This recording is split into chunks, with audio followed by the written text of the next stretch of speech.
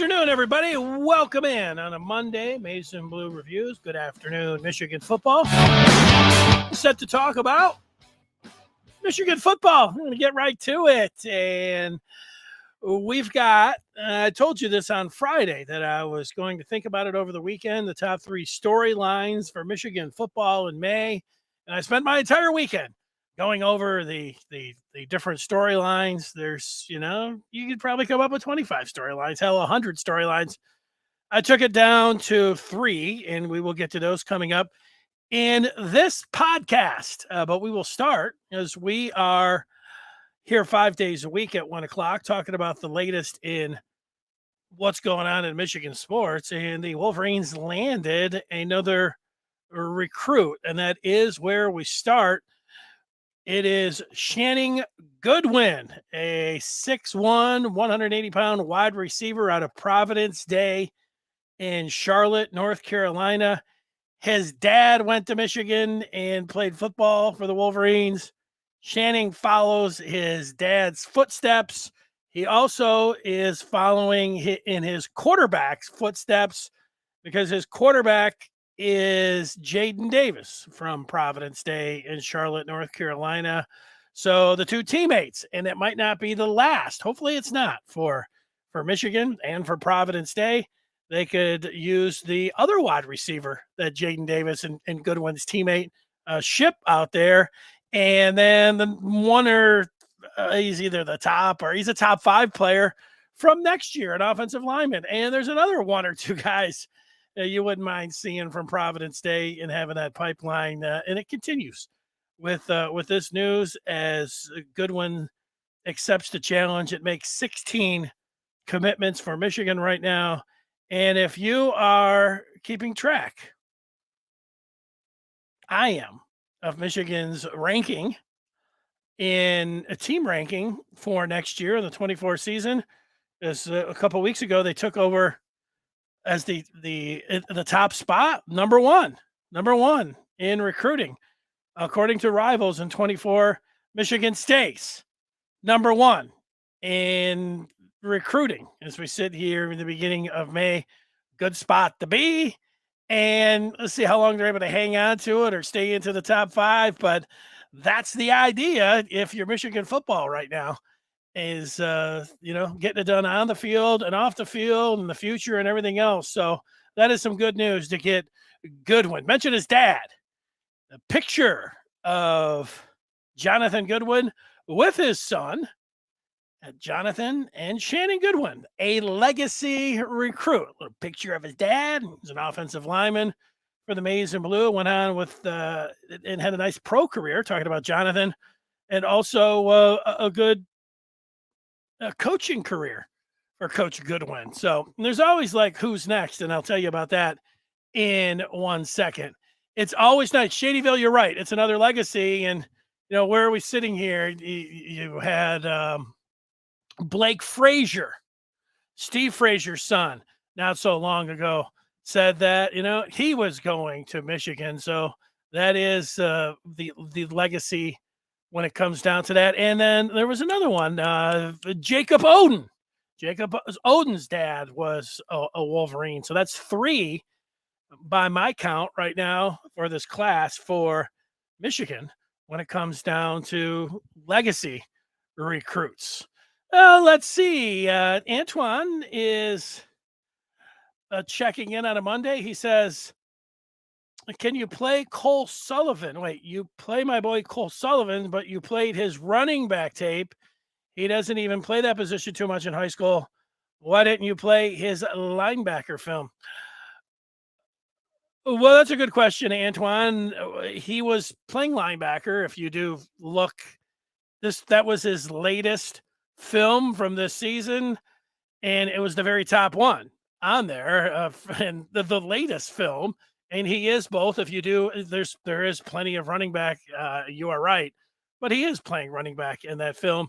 I have to admit, I didn't go through his entire catalog to see if he just had linebacker film as opposed to a mixture of him playing both ways. So I could have erred there. If I would have just saw the linebacker film, maybe I would have done it.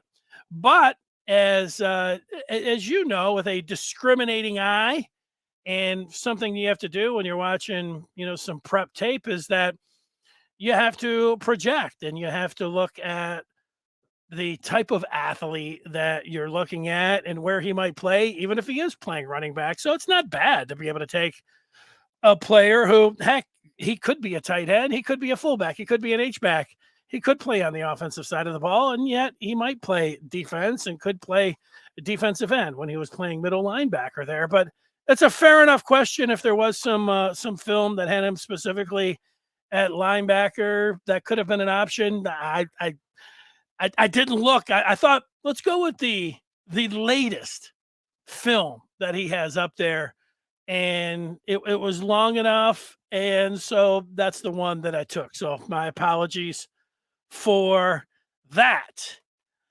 Shadyville looking back to last year's class and saying Will Johnson was a legacy recruit, and you know what? You're exactly right about that. He certainly was.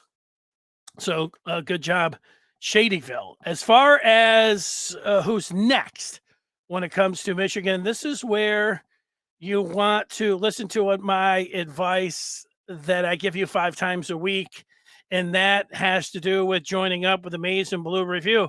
It just so happened over the weekend that Josh Henschke, the publisher of the Maize and Blue Review, had a story about who was next for Michigan, who he expected the next commitment to be, and he went over a couple of different candidates, and that's just scratching the surface of the kind of information that you're going to get when you join up the Maize and Blue Review.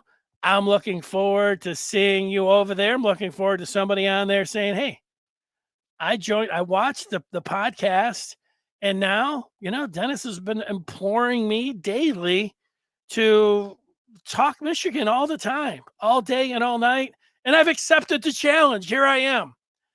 Maize and Blue Review. Go to michigan.rivals.com. We will see you over there. All right. Well, let's get to it. You've thought about them yourself, and I thought about them over the weekend. What would be the top 3 storylines for Michigan here in May? You might want to think about them yourself and then say, well, it's got to be this and it's got to be that. And certainly it had to be here. And it just so happened I saw a couple other stories, and there was one, I can't exactly place which one it was, or he had like 9 storylines that is written. And I looked in there, and I'm not even sure that he hit on mine. So, your top storylines could be different than my top storylines. I think that's the point of that.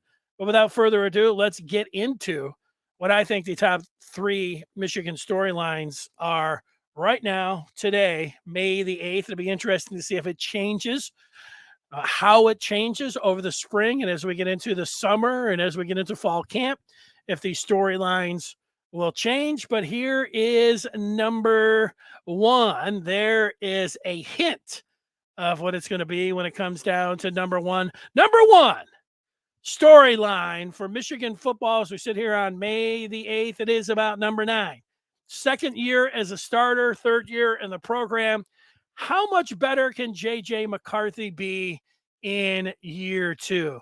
Now, there's going to be a lot of talk about J.J. McCarthy. You also, you are going to look, and it's going to be natural to think about, how much better he can be, and to think about, and you're always going to look at the quarterback position. And so this is something that I'm going to be talking about with a closer examination this week. Put some numbers up there, look across the country, a look in history at second-year starters, all of those kind of things, things that you can grab onto and think about. But I think for the first time out, just thinking about the storyline, the first thing that I think about how much how much better he can be is I think he can be a little bit better, which is good news, because the good news is that he was really good last year, and it's natural. Like, you go through something the second time in football.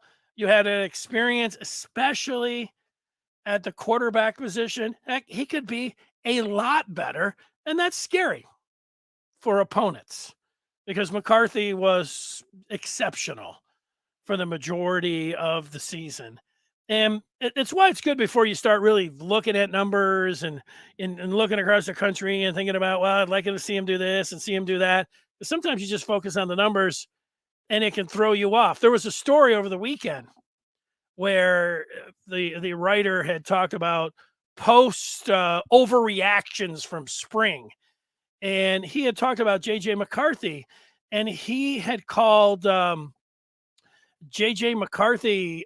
He had talked about him having some clunker games, and he had pointed to the Ohio State game last year as a clunker for JJ McCarthy. And I looked and I had a clunker. And so I looked a little bit closer as a clunker. Well, I know because there's been a few people that have used the feedback when I've talked about JJ McCarthy, his performance last year, or specifically the Ohio State game. As I thought JJ McCarthy was fabulous in the Ohio State game. JJ McCarthy played one of the great games for Michigan ever at quarterback in the Ohio State game last year. So just think about my surprise when I saw this national writer calling the Ohio State game last year a clunker. Well, if you just examine the numbers and you look at the completion percentage and you see 50%, you could say, that's not very good. And yet, that's, sometimes numbers tell the story. They certainly can help you, but that didn't tell the story with JJ McCarthy against Ohio State. Now, admittedly, and probably, you're like me, you have watched the Michigan Ohio State game last year more than once. And so you know from start to finish about what kind of game JJ McCarthy played. And you could be a national writer and you're not watching, maybe you watch every single Michigan game, maybe you tape every game, maybe you're taping all these top 25 games, maybe you're just like Mr. College Football. That is your job, by the way. So maybe you are watching a lot of games, but I have a feeling that this particular writer, I don't know his name, he doesn't need his name out there for calling McCarthy's performance last year against Ohio State a clunker. But there's no this I think further from the truth than putting that down. That's when you read somebody and you say, I don't know what this guy is thinking. But if you're a numbers person and you think, that's not an A performance. He only had a 50% completion percentage. It wasn't an A performance from the very first snap to the fourth quarter because the first quarter for Michigan last year against Ohio State was, kind of dicey. Michigan really wasn't going anywhere. They weren't able to run the ball. They weren't throwing it. They weren't moving it. And then, because we've talked about it a lot, getting into the second quarter, there was a third down that McCarthy was backing out. He had a little bit of rush and he whipped it over to the left side to Cornelius Johnson, who caught the ball and was able to lose his defender. And he took off up the sideline for 69 yards for a touchdown for Michigan. And it broke the seal. It was in more ways than we didn't know just how much it was going to break the seal. It wasn't a downfield pass that, people were hoping for. It certainly was a touchdown, which, you got you pretty excited because there wasn't much to be excited about up to that point. And then lo and behold, also in the first half, McCarthy then unleashes a bomb and hits the same receiver, Johnson, down the field for a 75-yard touchdown. And you may have thought that, hey, the sky is opening up. Wow, Michigan has completed a downfield pass. This is what you'd been wondering if it could happen. This is what you were hoping for. This was kind of the last step for McCarthy. And yet still Michigan, they hadn't won the game. It was, in fact, they were down at the half to Ohio State. But coming out in the third quarter, McCarthy was using his legs. And then McCarthy hit another pass down the field to Colston Loveland for 45 yards and a touchdown. So then it was like, The downfield passing game is going. The big play passing game is going. JJ's throwing the ball down the field. He's running. This is what you had been hoping for. And he had put it all together in Michigan's biggest game of the season on the road. What a masterpiece. And then if you just continue in the second half for McCarthy, and this is something that maybe I'll do later in the week. Maybe I'll bring the video up and we can watch a little bit of it. But if my memory serves correctly, the best pass that McCarthy threw in that game against Ohio State was, I think they had just gone into the fourth quarter and Michigan had taken the lead. And I'm thinking, Jim Harbaugh is just going to run the football here. This is so Harbaugh. Get the ball. You got the lead going into the fourth quarter. Let's get a 15 play, 70-yard drive, and let's just run it. And that's not what Jim Harbaugh did. The first play that he had, he called a bomb. And McCarthy threw it straight down the middle to Cornelius Johnson. And I'll have to look. And this is where memory can get a little tricky because you might remember a little bit different. But I believe that Johnson was in stride and McCarthy was going to hit him for like a 65-yard touchdown, perfectly thrown, right in there, catchable pass, and Johnson would have went in for another touchdown. Now, I don't know if you want to give credit to the Ohio State secondary. They were beat. Johnson had got behind them and they saw the ball. So instead of giving up another long touchdown, they tackled or they, pass interference on Cornelius Johnson. And it ended up being a 15-yard penalty. Michigan ended up, moving the ball down the field. But it was that pass after the Loveland one and the Kojo one in the first half, the second one, that one for a TD to say, for me, this thing is now, you hit it. And it might be, sometimes I feel like this when it comes to QBs. I relate it to basketball and three-point shooters. I take like Klay Thompson, who's a great three-point shooter for Golden State. Sometimes, Klay's in a little bit of a rut. And then he'll hit one. And he'll hit another one. And then he'll hit another one. And you know what happens? Then he's got it. He's in a rhythm. And, McCarthy at that point was in a rhythm. Not to mention later on in that fourth quarter, McCarthy got Michigan down to the goal line and he ran it in from the 3-yard line, a legendary run.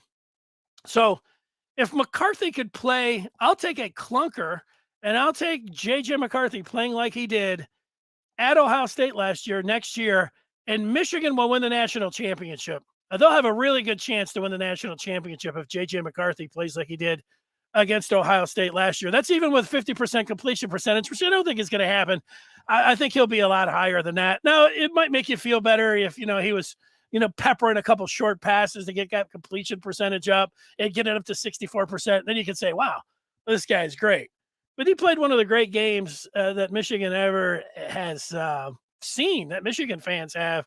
And yet, there's still some Michigan. I don't know. This was a national writer that agreed with a couple of the Michigan fans who were like, it wasn't all that great of a game. He just had a 50% completion percentage. Okay. It's part of what it's all about. You may have saw what I thought was a masterpiece last year, not just from McCarthy, really from the whole team. I mean, that thing, you put that up on the wall, and if it was, we were out there at an auction, my hand would keep going up. Do I hear $2 million? 2.5, 275, 270. Somebody over there, 275. Do I hear the 3? The bald-headed gentleman in the back. I just keep raising my hand. 4 million. 4 million. Once, twice, sold.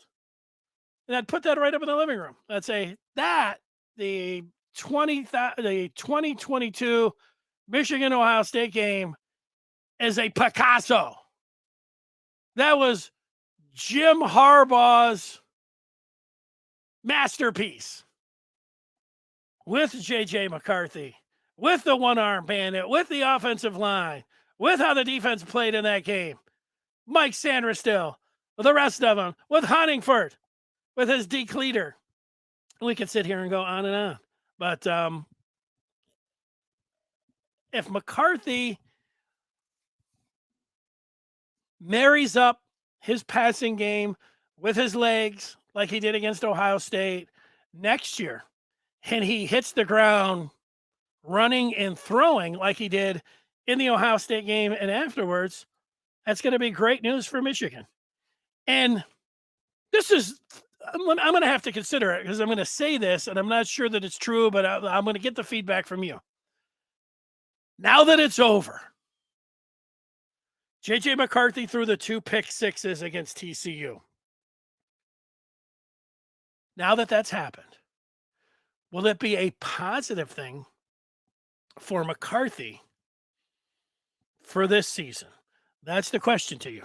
Certainly nobody would have wanted to see 2 pick sixes. And if he didn't throw them, Michigan would have made the championship. We can know all that. But now that it's happened, will it be a positive thing for Michigan and McCarthy?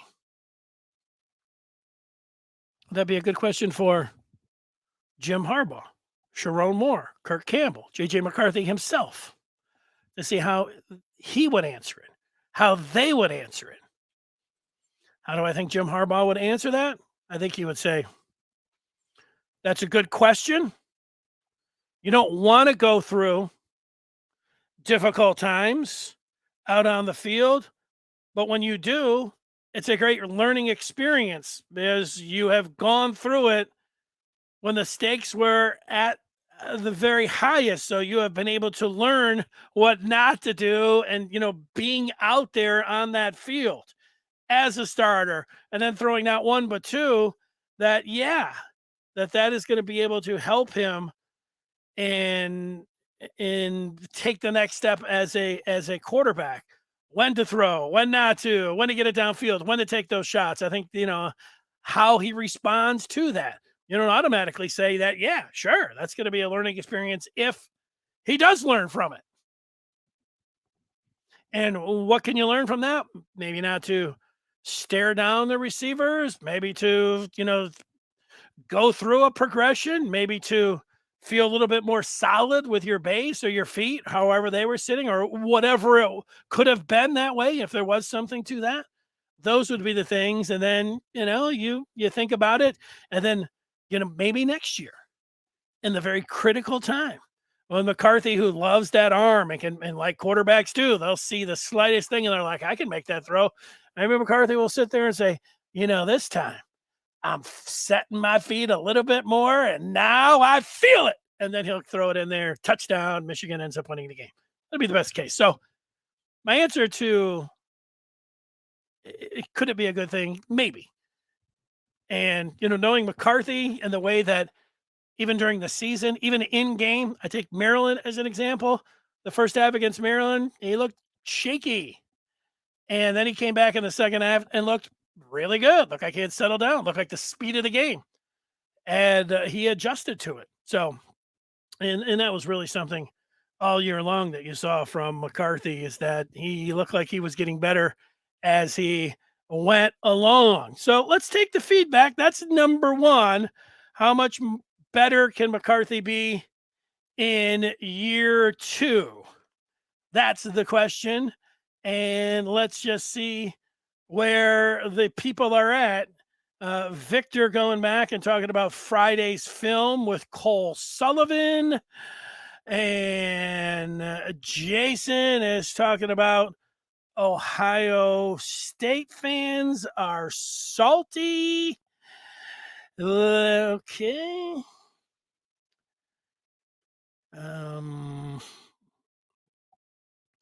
Yeah, Jason, if you're going to talk about another site, that's not really going to make the feedback. I'll ask you to kind of keep our competition off the feed. Like, I know that they're out there doing stuff, but it doesn't matter to me or what we're doing. So kind of keep that out there.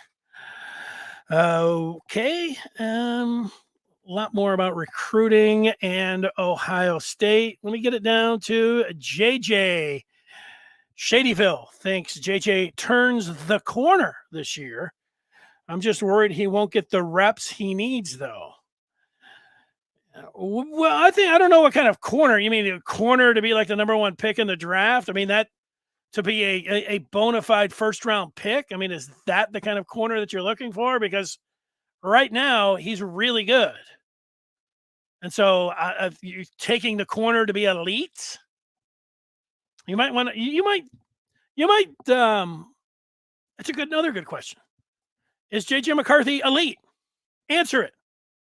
Shadyville might think, he's really good, really like the way he came. If he turns the corner next year, he could be elite. Maybe that's what you're talking about here.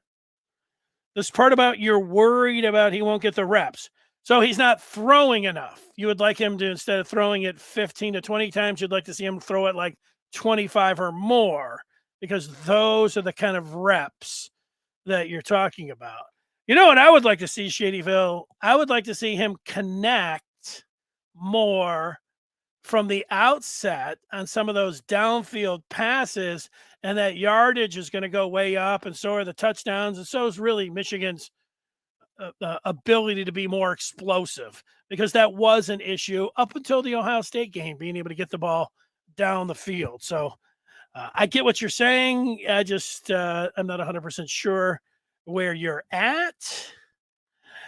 Okay, we coming in. Oh, little Gus Johnson peak performance. Jason talking about calling him JJ McCarthy, JJ McGoathy. McGoat. I get what you're saying there. Torched Ohio State's defense. Mm-mm. When are you coming back? When Michigan is 12-0? Let's see. More from Jason. So it's not like TCU shut our run game down. They did a little bit better than I thought, Here's Antoine now talking about McCarthy. He says Harbaugh has to keep JJ more involved with the passing game throughout the season to get him acclimated to passing. I don't, maybe a little bit more involved. I think what he needs to do, Antoine, is I think that you will see a more productive downfield passing game that it took until game 12 last year to achieve. So that would be my difference than what you're saying, more involved. I would say JJ needs to connect downfield with more passes, and that's just going to have the passing game where you're going to like it a lot. And I don't think you're going to say, "Boy, I wish he would throw 5 to 10 more times a game."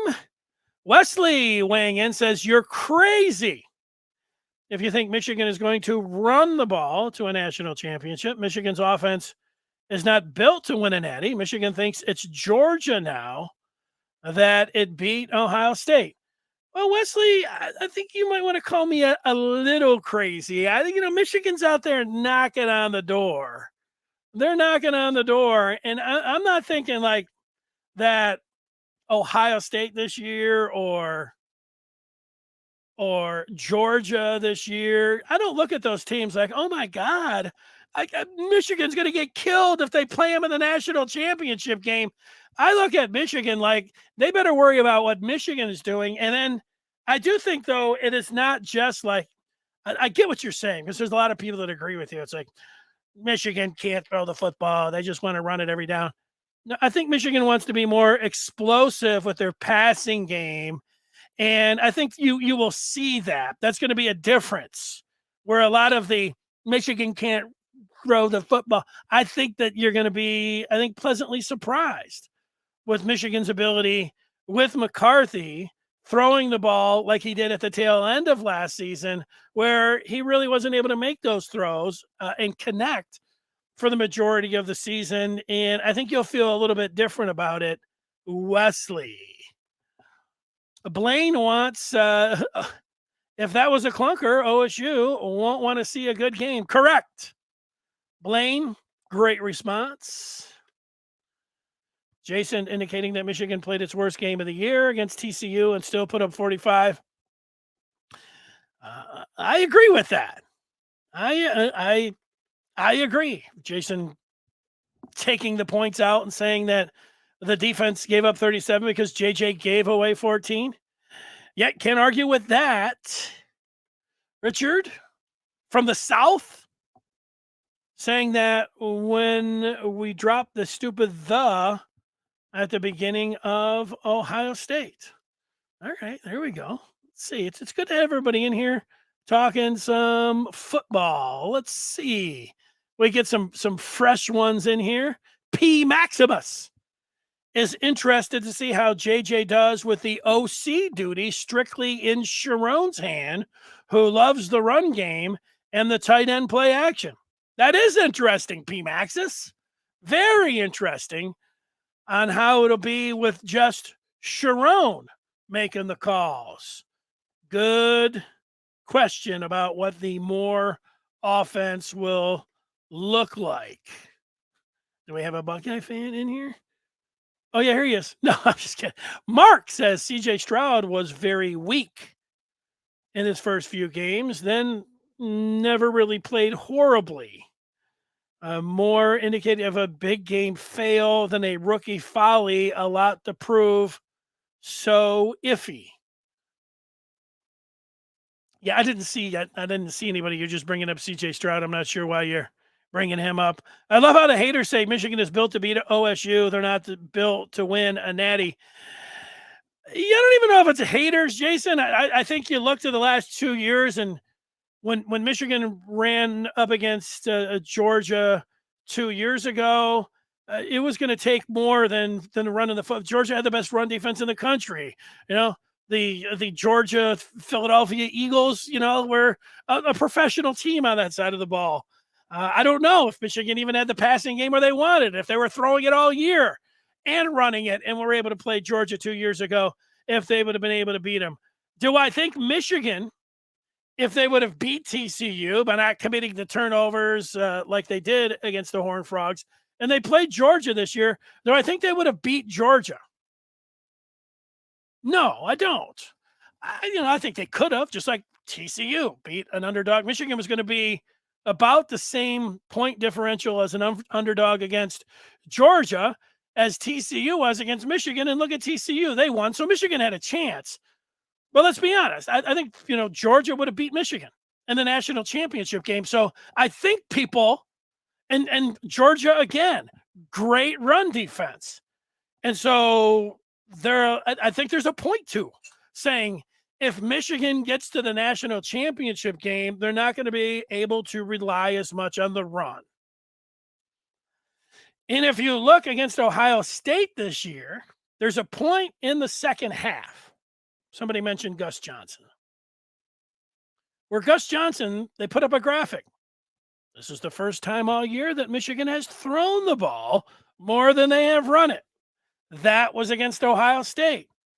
I think that Jim Harbaugh and Sharon Moore and all of the different analysts and everything that they have there, I think they're aware that if they get to a situation where they have to play Ohio State, and certainly if they have to play Georgia, or I don't know, whoever else you think, Washington or something, I don't know, maybe they can just smash Washington. Are we really just talking about Georgia or Alabama, maybe Ohio State? If they run into those three teams, we know they're going to run into one of them in Ohio State. And yet they were able to what they were able to do the last 2 years against Ohio State. So it almost feels like we're just talking about Georgia. If Michigan gets to play Georgia for 2 out of 3 years, and if they're playing them in the college football semis, Michigan may have to open it up a little bit more in the passing game if they're going to win the natty. I think that is I think it's okay. I mean, I don't think that means you're a hater. I think it's something you think, and I think that you have a point to it. AJ saying you can't run the majority of the game and then ask a quarterback to hit a certain throw.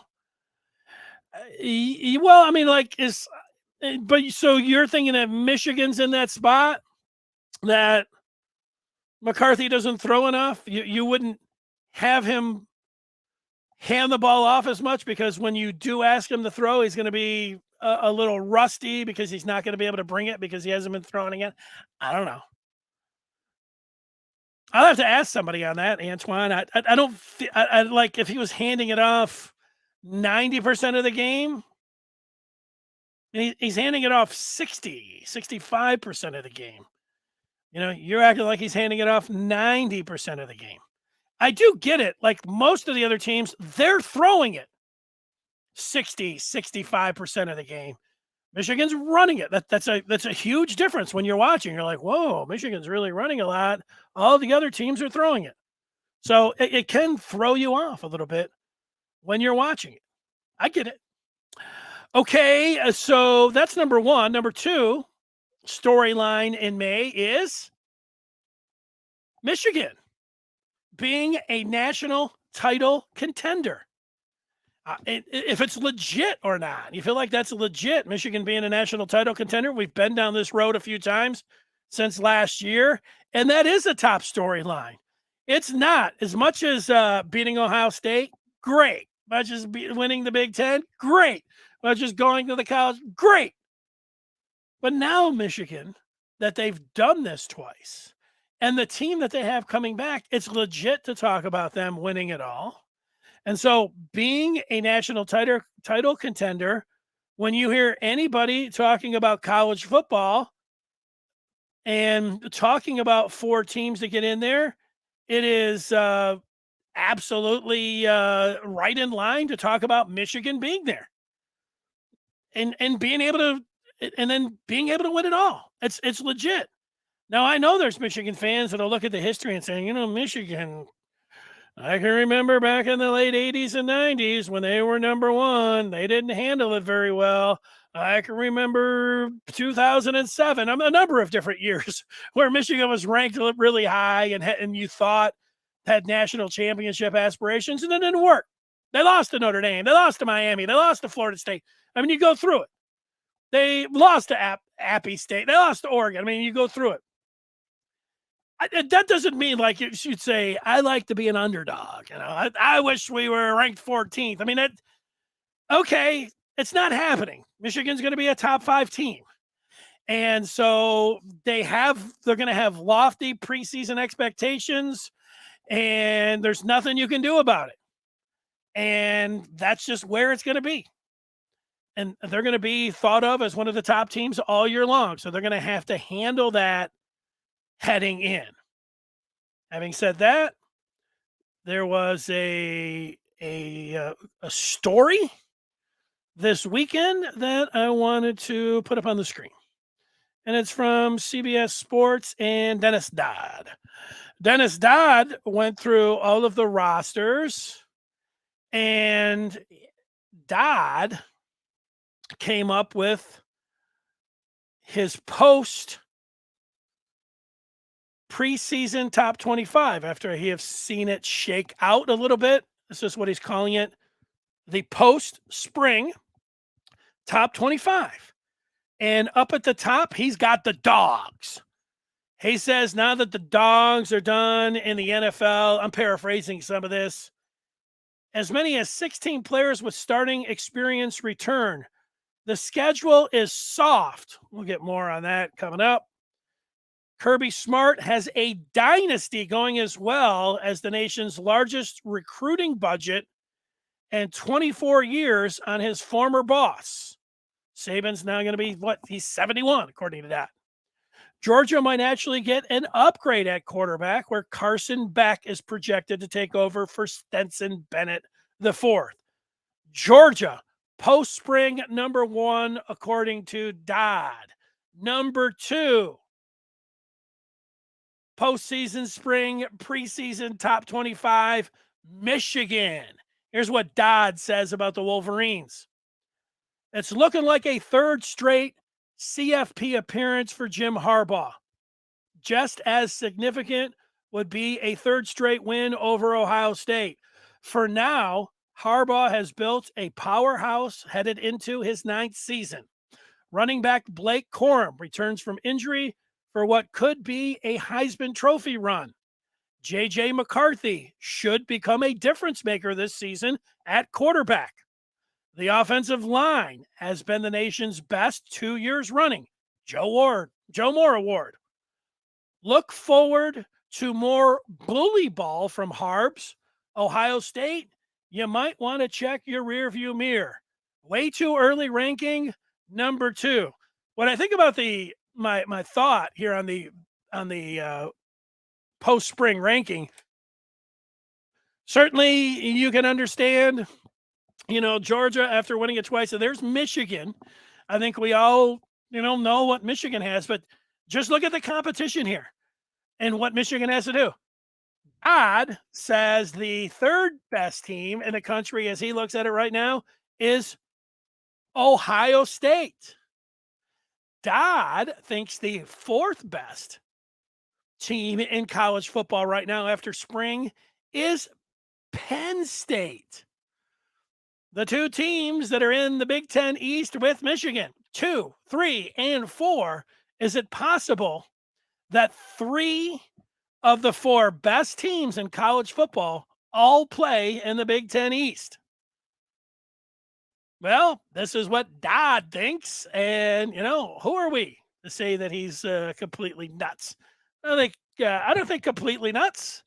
I think that he could be on to something here. We'll just round out the top 10. Let's see. There's that Washington team.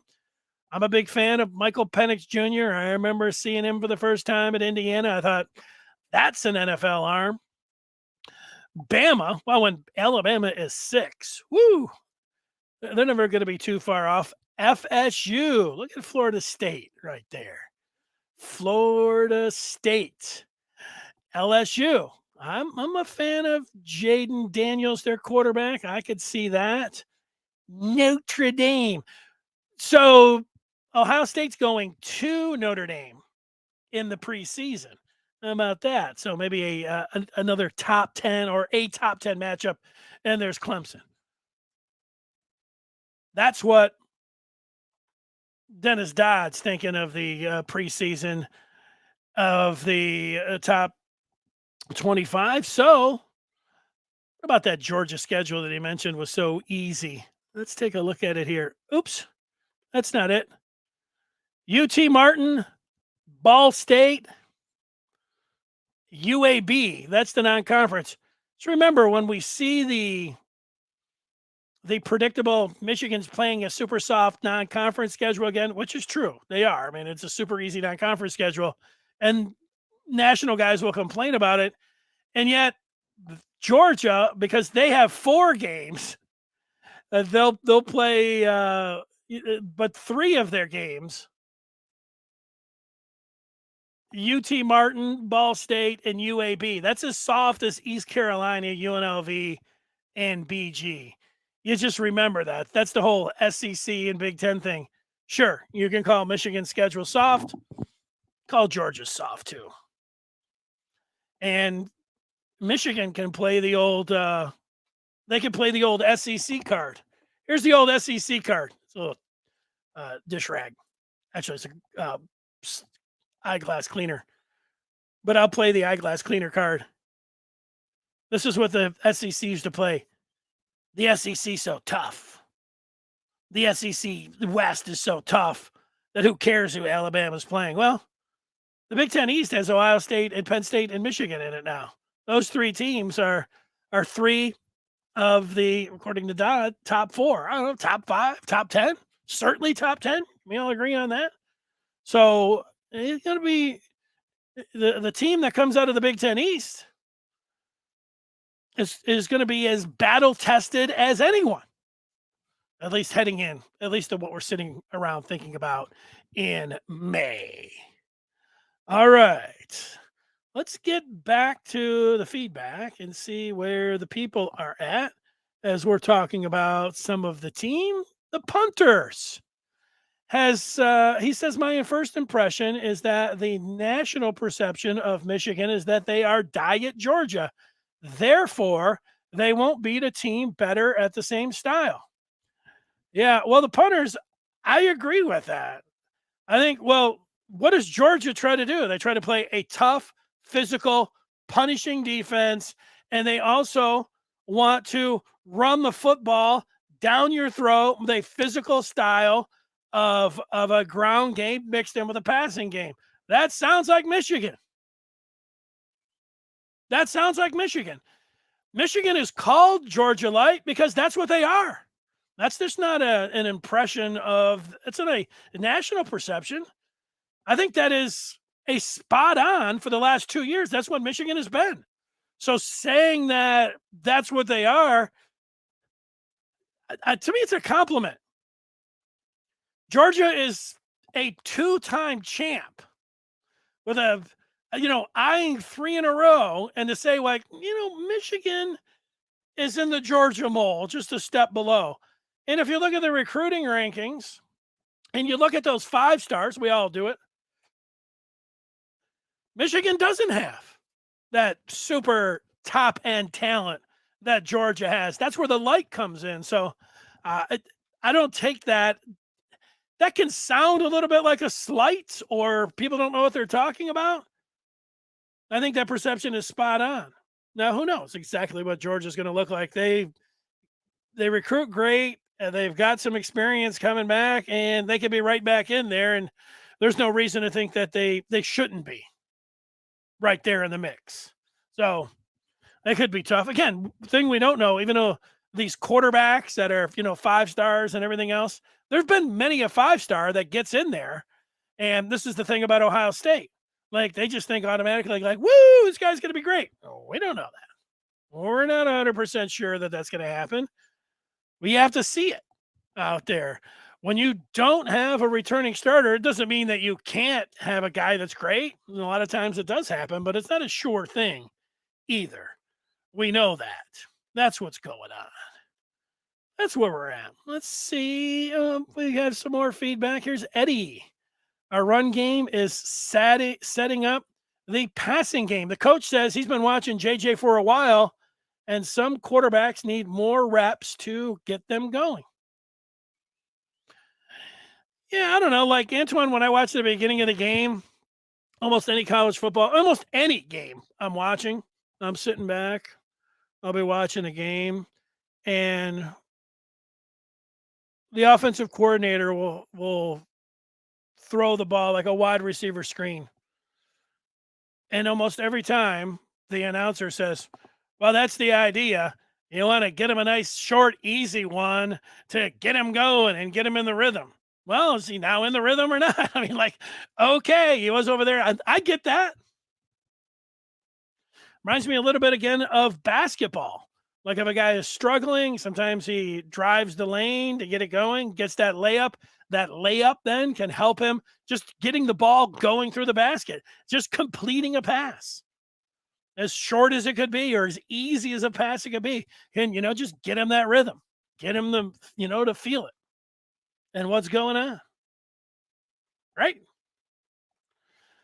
That's it. Let's see. We have some more. Mark throwing big numbers out here. Nearly half of TD drives have a 20-plus play passing. A big plus. I'd rather score in 3 minutes and have to run 12 plays without a mistake to get a TD. Let me think about that one, Mark. I don't know that this is true. I mean, you're throwing something out there that I'm not sure that nearly half of TD drives have a 20-yard plus passing play. Wait, that's not what you say. Nearly half of TD drives have a 20-yard plus play. All right, maybe. I don't know. Maybe it's a big statement for you to make without me, having the reference right there. I mean, how many Michigan TD drives last year? Was it nearly half? And did they have 20-yard plus plays? We're talking about every team.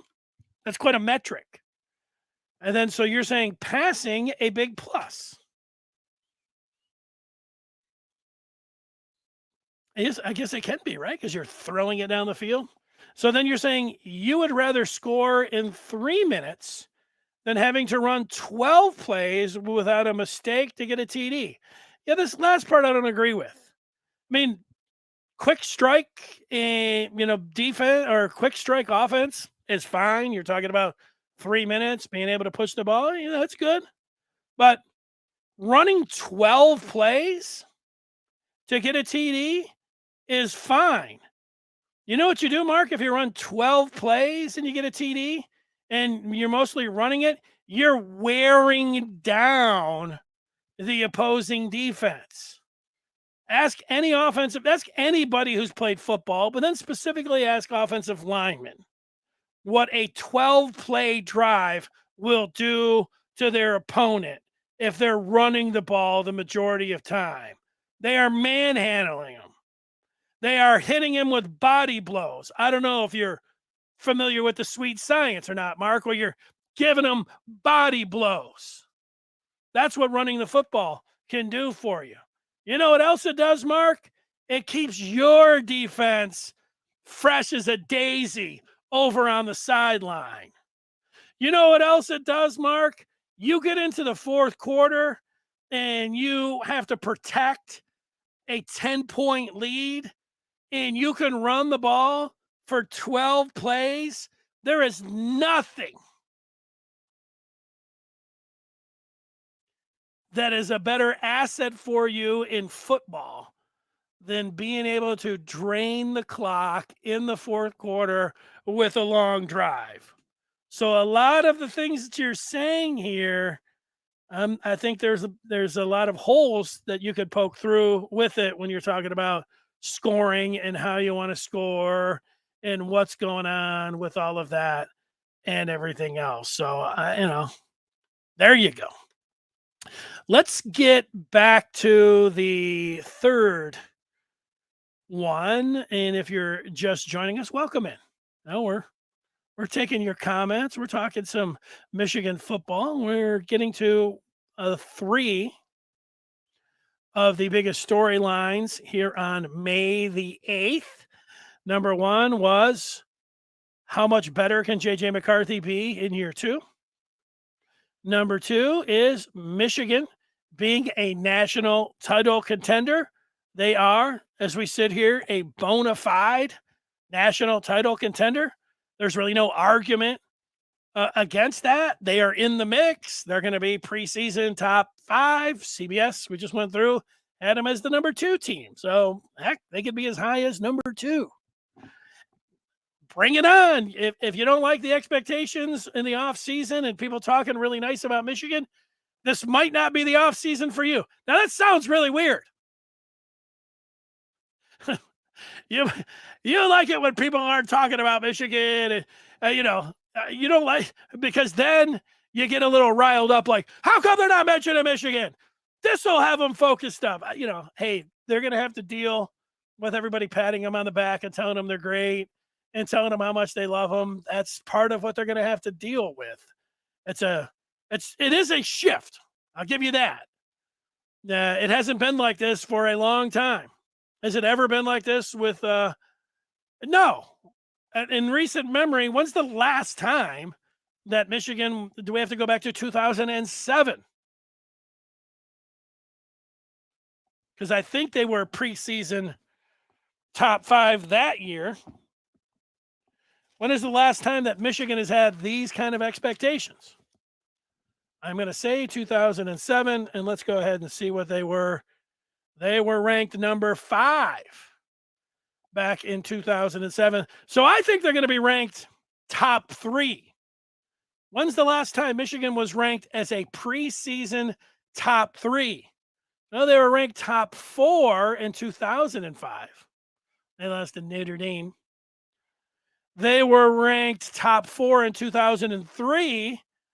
They lost to Oregon. That was the old crown on the field that everybody ripped Carr about, because he said, John Navarre to throw over that crown, and people had never heard that before, and it freaked them out. So they were 4 a couple times. I'm looking for that top 3. Well, you really have to. I don't see a 3. Oh, here we go. 1993, Michigan was preseason top 3.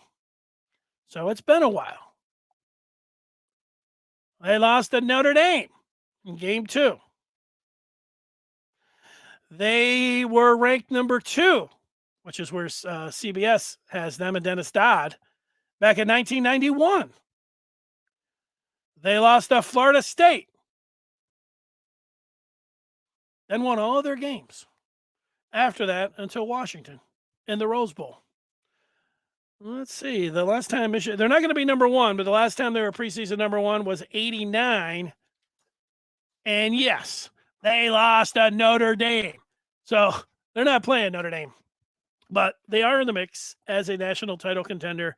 There's your history about the preseason polls and what it means. And when you hear people say, Michigan historically doesn't play really well when they're ranked, top 3, and the people are correct about that. But does it matter what happened in 1991 from 2023? I'm going to go and say it doesn't matter at all.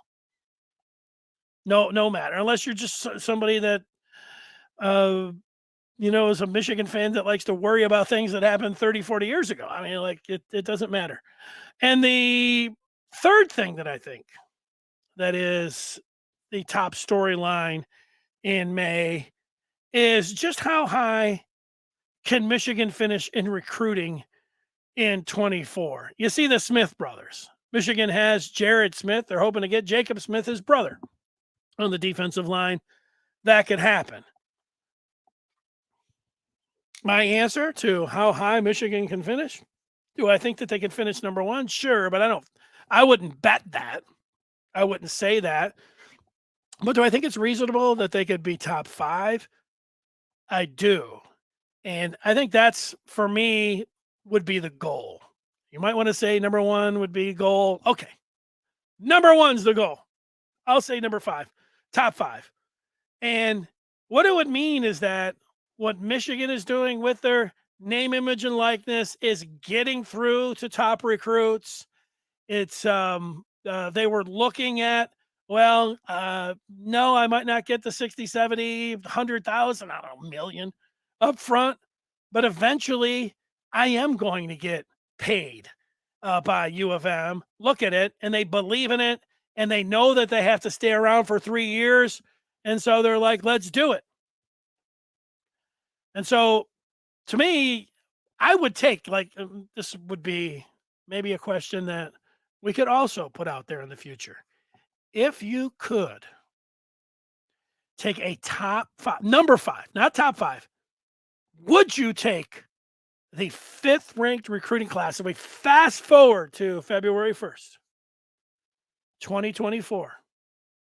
And I present to you on that day. Hopefully I'll be sitting right here. Hopefully down a little weight. But I say Michigan ended up as the 5th ranked recruiting class by rivals. Would you take that today?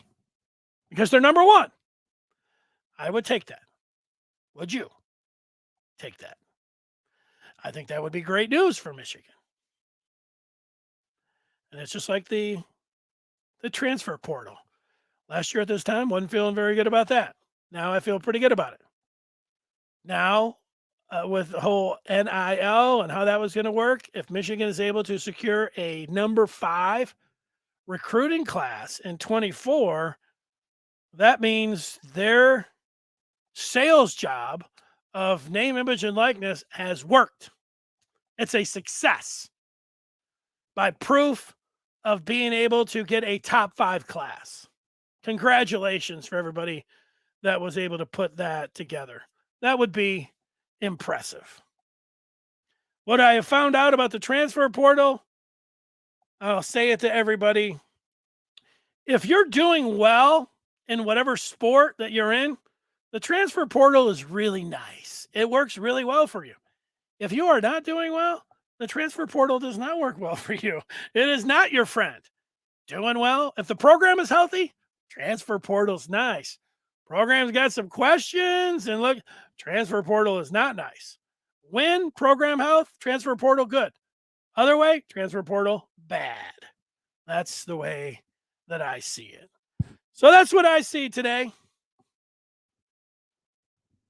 What are you thinking? Take a few on the feedback here in the remaining seconds.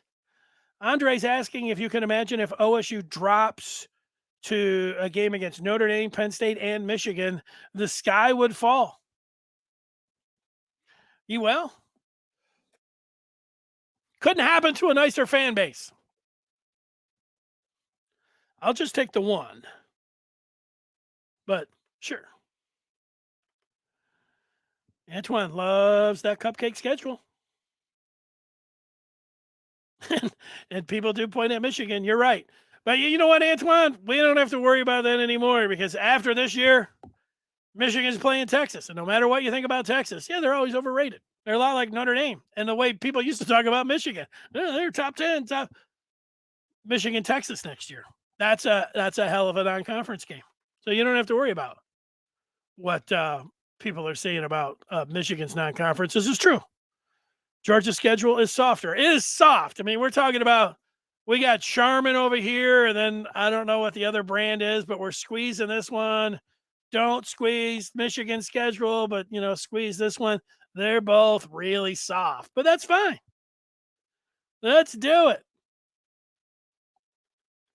Columbus could, Columbus could use a couple down years, They could use a little humble pie. They could use 3 losses in a row.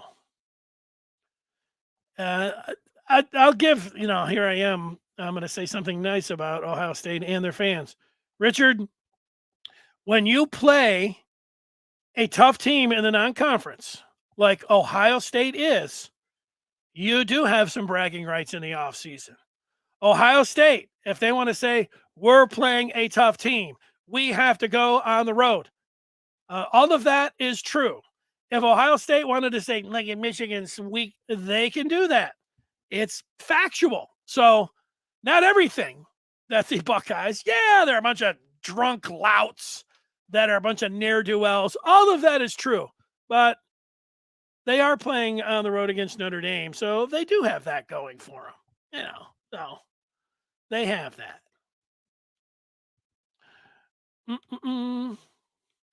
Antoine loves scheduling nothing but W's. You know why, Antoine?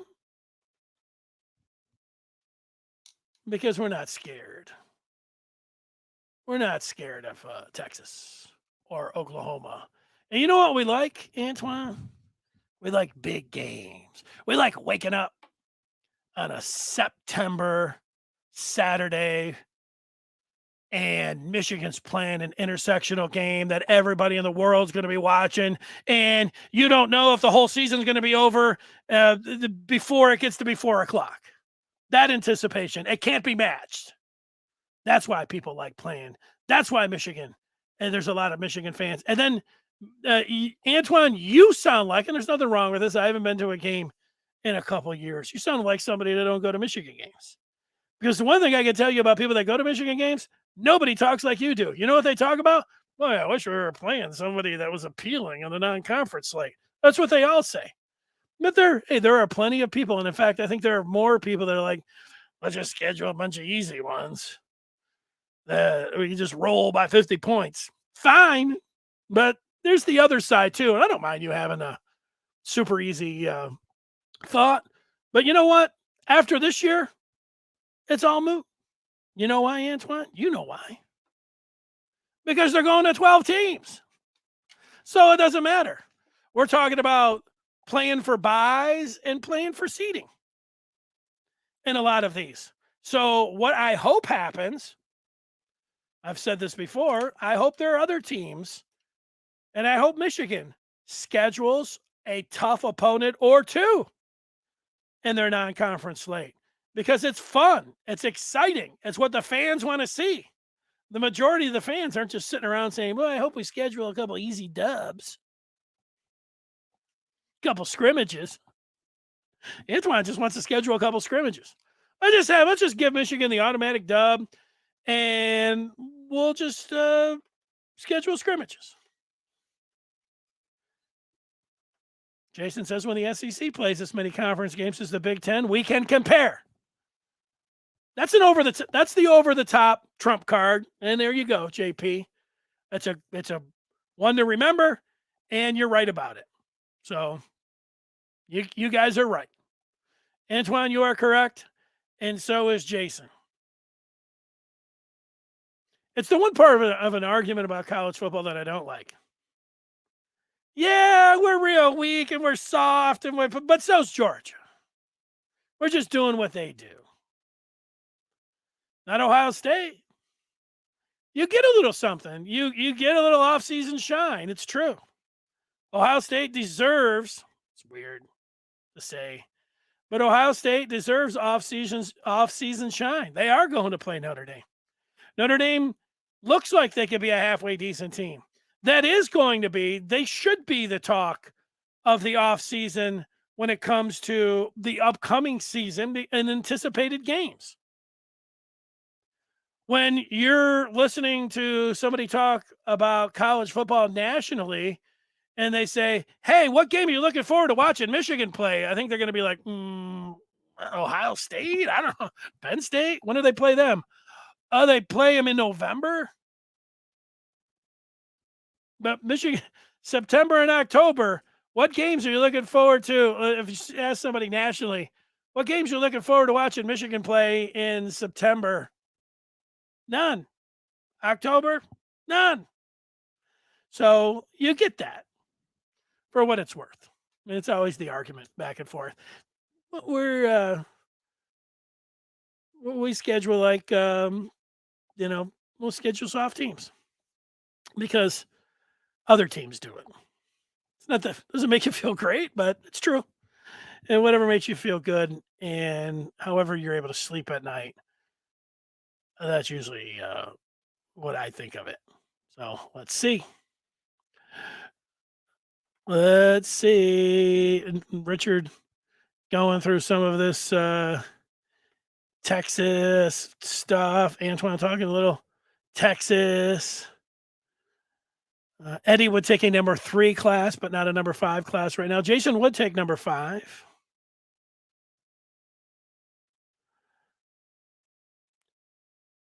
This was my question about recruits. Gary just making the statement that Michigan is getting great recruits. That's right. Would you take the number 5 class right now, even though they're number 1? That was the question to you. This is sometimes part of the problem when you have so many feedback. I'm glad there's a lot of people that are using the feedback, but it's hard to stay up with all of them. All right. So those topics, the main storylines, we'll get a little deeper in on them, whether it's going to be JJ or win a national title or recruiting. I think in May is going to be a lot of the focus, but other ones that just sprung up about taking a number 5 class, I could see rolling some of those out in the days ahead. Thanks so much for watching.